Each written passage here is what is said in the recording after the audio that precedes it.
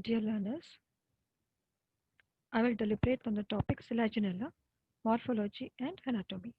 Let me introduce myself to you. I am Dr.Jyoti Supar, working as Associate Professor, Department of Botany and PG Studies, Government Science College, Autonomous, Rupatunga Road, Bangalore.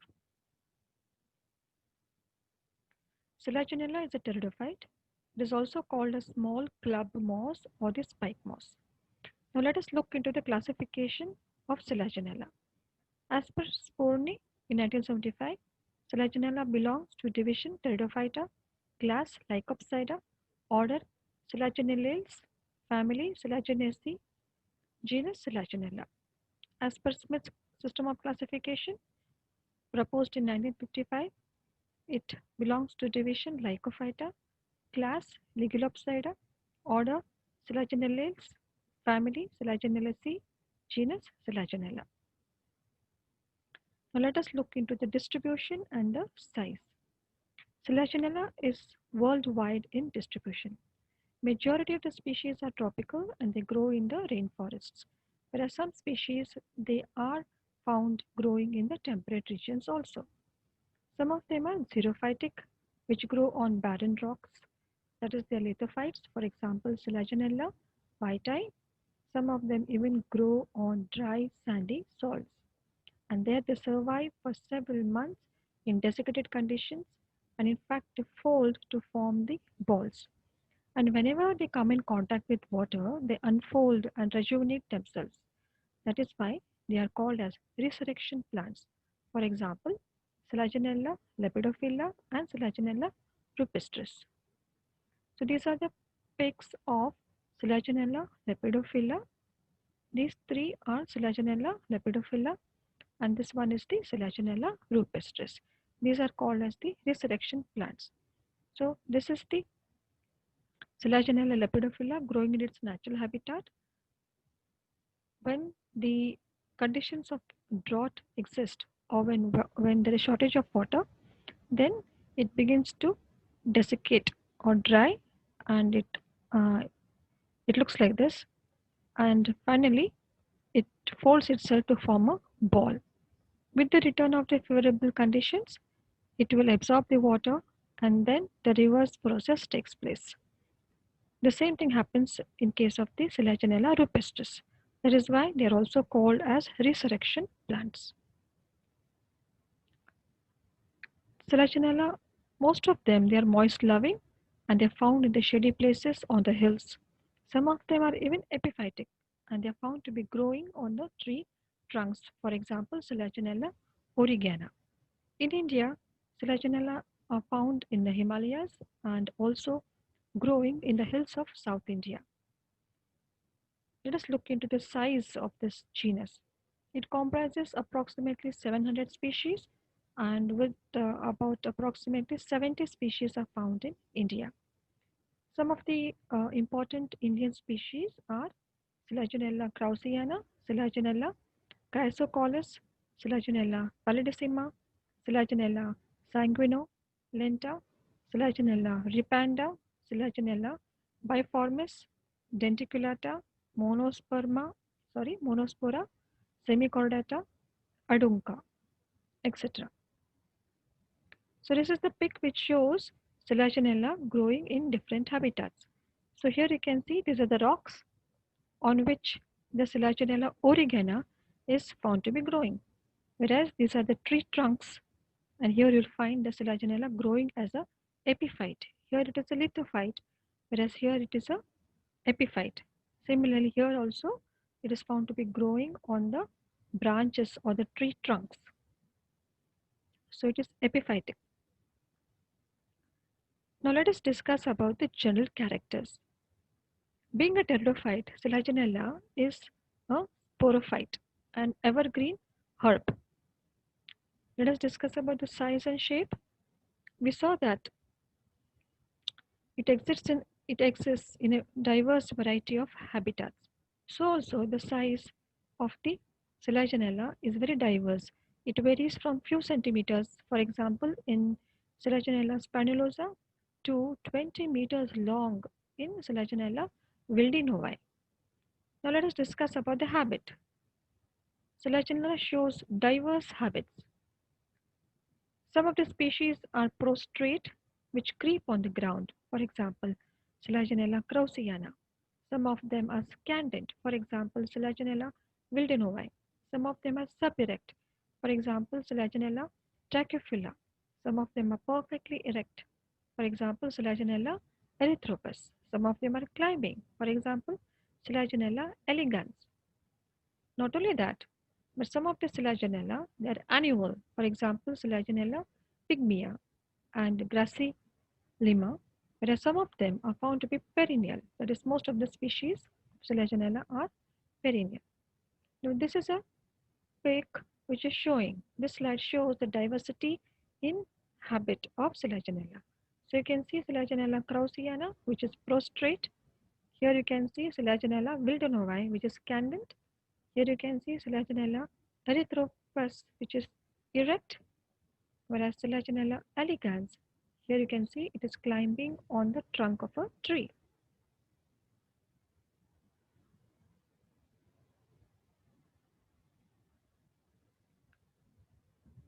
Let us look into its morphology.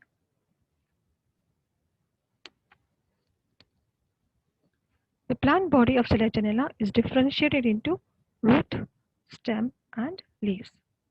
The stem is profusely branched, it is monopodial, and based on the nature of the stem as well as the form of the leaves, this genus Selaginella is divided into two subgenus. Subgenus Homophilum, you can see the peak over here. Here the plants are erect, have cylindrical stem, for example Selaginella rupestris and spinulosa. Whereas second subgenus Heterophyllum, here the plants are prostrate, the dorsiventral with stout erect branches, for example Selaginella kraussiana and Lepidophylla. So this is the pic of a Lepidophylla showing the dorsiventral and prostrate habit. So this is a pic which is showing Selaginella kraussiana and this is Selaginella spinulosa. So here you can see it is dorsiventral, whereas this one is growing erect. Please note the type of branching. Here it is showing dichotomous type of branching, whereas in wherever it is prostrate habit, it shows lateral type of the branching. Also, please note the type of the leaves. You can see there are two types of leaves over here.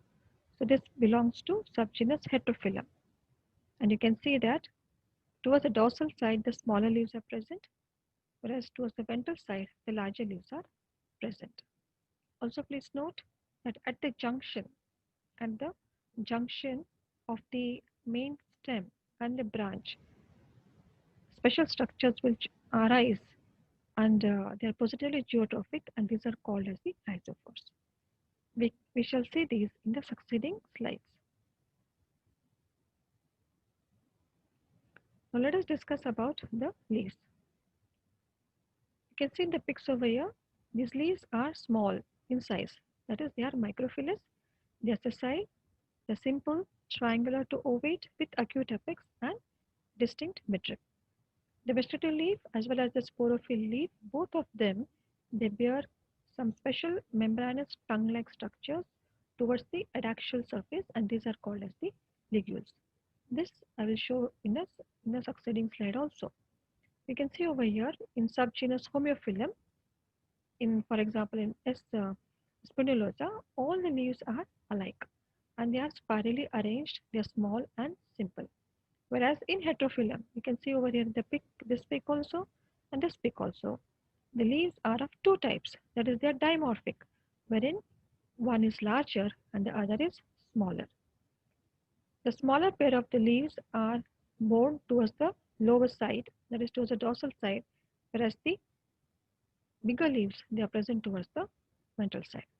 So there is a unique arrangement of the leaves where the smaller leaves are inserted towards the dorsal side and the larger ones are inserted towards the ventral side.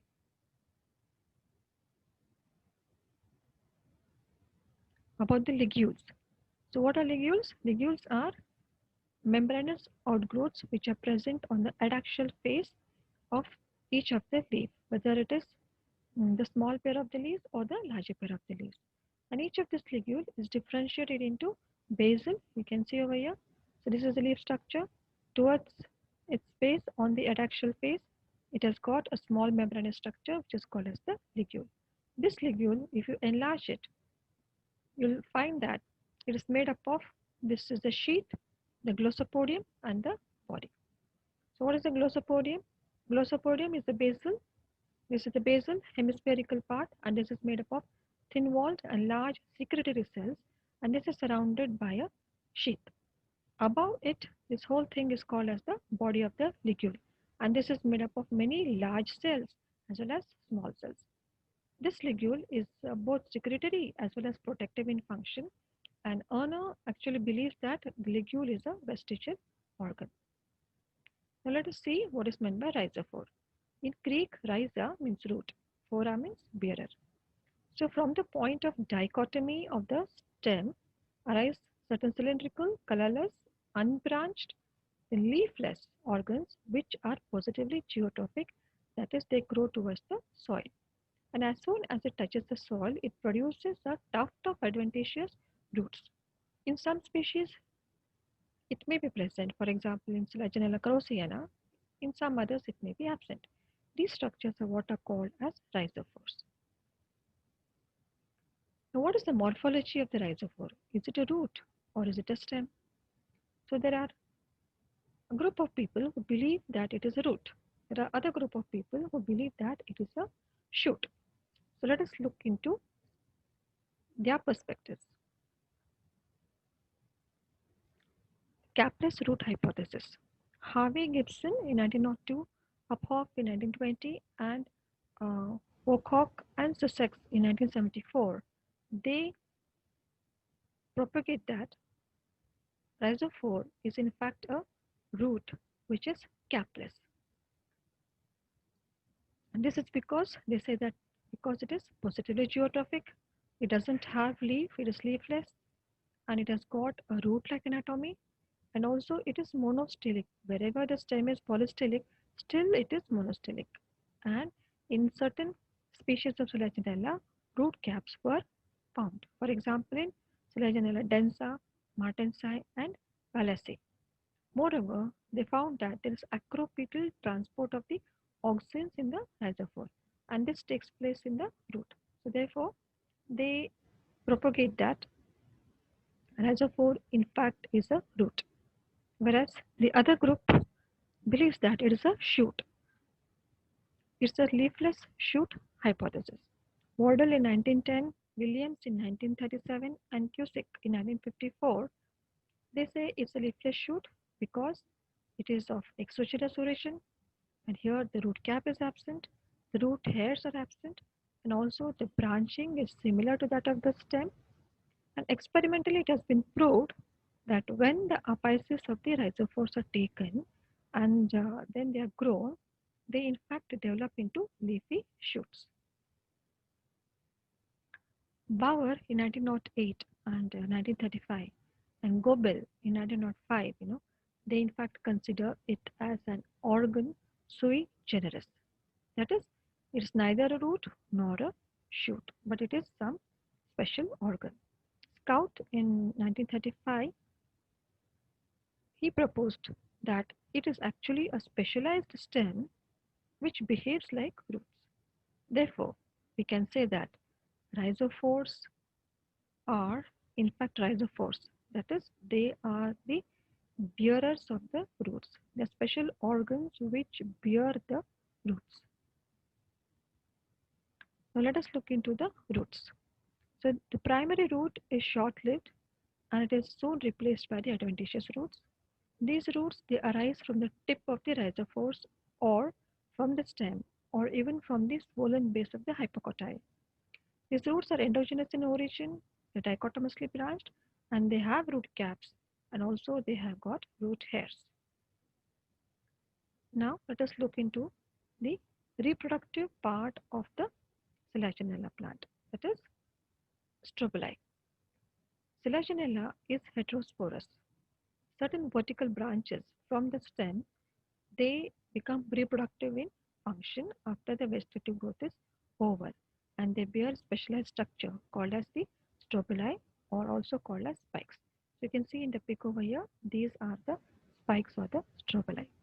Now this strobili is a compact structure and it is made up of spirally arranged ligulate sporophylls. And each of the sporophyll bears in its axil a single stalked sporangium.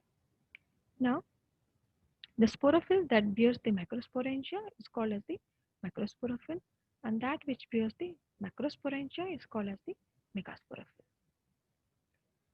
Now, the microsporophyll and the megasporophyll, both of them, they may be present on the same strobili or on the different strobili. For example, in Selaginella kraussiana, the lower ones are megasporophylls, whereas the upper ones are microsporophylls.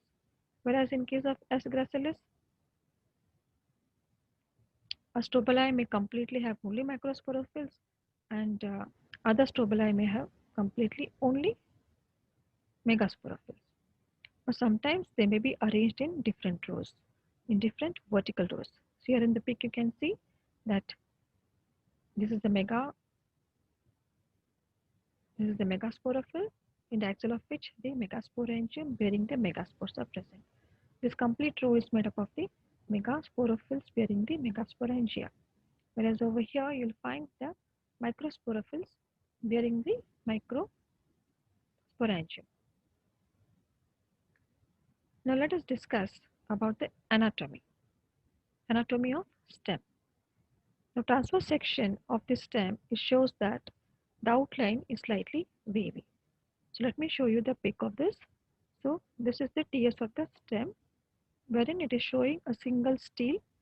This is the TS of the stem where it is showing more than one, that is two stele. And this is the realistic pic. This is the pic of the section of the stem that has been taken in the lab. So you can see the monostelic condition, and this is the distelic condition having two steles. So taste of the stem shows that the outline is slightly wavy, and the tissues are differentiated here into epidermis, cortex, and stele. Let us discuss one by one. Epidermis is single layered, it is prosenkymatous, and it is cuticularized. Cortex is completely parenchymatous. Sometimes outer zone of the cortex may become sclerenchymatous, and then it will be called as hypodermis, and this is found especially in the xerophytic species. Now about the vascular tissues. Vascular tissues, it is delimited from the cortex by radially elongated endodermal cells, which are called as the trabeculae, and these have got characteristic Casparian strips, and they have got very conspicuous intercellular spaces. So you can see over here, the innermost layer of the cortex is called as the endodermis. Now this endodermis, normally in other plants, you'll see that it is made up of barrel-shaped cells. But here what happens is, these endodermal cells, they become elongated radially. So these are the endodermal cells which are elongated radially, and the proof that these cells are actually the endodermis is the presence of the Casparian strips or Casparian bands. So when they elongate radially, as a result of this, you'll find many huge intercellular spaces in between, and then these are called as the radially elongated endodermal cells are then referred to as trabeculae. So these elongated endodermal cells are called as trabeculae, and they've got characteristic Casparian strips and conspicuous intercellular spaces. Following the endodermis is the pericycle, and this pericycle is single layer, and it surrounds the vascular tissues, that is the xylem and the phloem. So you can see over the center, this is the pericycle, and in the center is the xylem surrounded completely by the phloem. Let us look into stele. So stele may be polystele, and it varies, the number of steles within a single stem, it varies from 1 to 16. And each of the stele is a protostele. Protostele means a stele in which the pith is completely absent. So let us see how is the xylem and the phloem. So you can see over here, wherever it is monostylic, you'll find the metaxylem in the center and the protoxylem patches are present towards the periphery. You can see two protoxylem patches. Therefore, it is diarch. And because it is facing the periphery, therefore it is called as exarch. For example, in Selaginella kraussiana, you'll find you'll find over here two steles, and here you find in kraussiana you find a single patch of protoxylem. Therefore, it is called as the monarch. It is monarch and exarch. Whereas over here, it is diarch and exarch. Now coming to the anatomy of root. A transverse section of the root shows that it is circular in outline. Tissues here too are differentiated into epidermis, cortex and stele. Now let us look into the epidermis. It is single layer and it is made up of tangentially elongated parenchymatous cells which bear the unicellular root hairs. The cortex here is parenchymatous. Sometimes the outer zone of the cortex has got the sclerenchyma and this is then termed as the hypodermis. The innermost layer of the cortex is called as the endodermis. This endodermis is single layered and it is indistinct. The stele commences with the pericycle. This pericycle is made up of 1 to 3 layers of parenchymatous cells. In the center is the xylem, which is completely surrounded by the phloem. Now let us, such a stele, of course, is called as the protostele. Now let us see the xylem. This xylem, the metaxylem is present towards the center, and the protoxylem, there is only one patch of protoxylem which is facing towards the periphery. So it is monarch and exarch. And completely surrounding the xylem is the phloem. Now let us see the transverse section of the rhizophore. So it resembles the root. Only thing is there are certain minor differences. The transverse section of the rhizophore shows that it is circular in outline. Tissues here also are differentiated into epidermis, hypodermis, cortex, endodermis, and stele. This epidermis over here is made up of rectangular shaped cells, but they are cuticularized. Hypodermis is 2 to 3 layered and it is made up of sclerenchymatous cells. The cortex is few layered and it is made up of parenchymatous cells. The innermost layer of the cortex is the endodermis, which is quite distinct and it is single layer. Following it is the stele, which is made up of pericycle.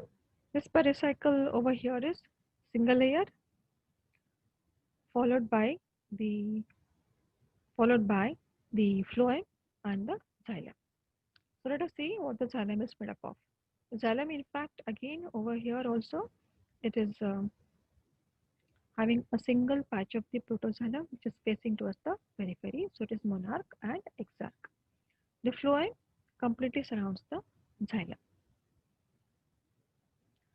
Now let us study the transverse section or the anatomy of the leaf. The transverse section of the leaf you can see over here, which is this is the diagrammatic representation of the transverse section of a leaf, whereas this is the realistic pic section that looks how it looks under the microscope.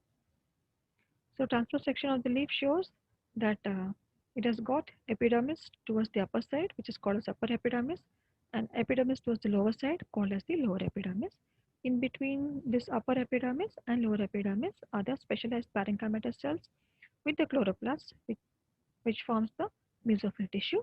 In the center, you'll find a single median vascular bundle.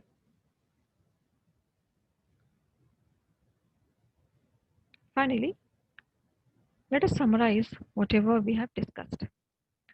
Selaginella is worldwide in distribution, and Selaginella is the only living form, it is the only living genus of order Selaginellales. It shows extreme diversity in habit, in size, and also in shape. This plant Selaginella is the sporophyte. It is an evergreen herb and its body is differentiated into root, stem and leaves. The stem is dichotomously branched in most of the species. Leaves are microphyllous. They may be all alike in case of subgenus homophilum, or it may be dimorphic, that is subgenus heterophyllum. Roots are adventitious and they dichotomously branched. There are specialized branches called as rhizophores are present. These are positively geotrophic. They are leafless and they are colorless branches. Sporophyte,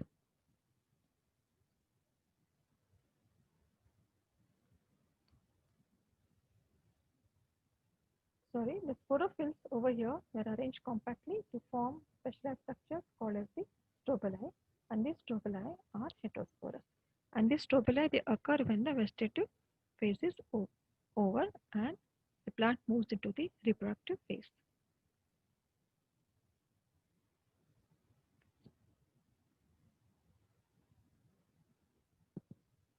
These are the references which I have used to prepare this presentation. Thank you.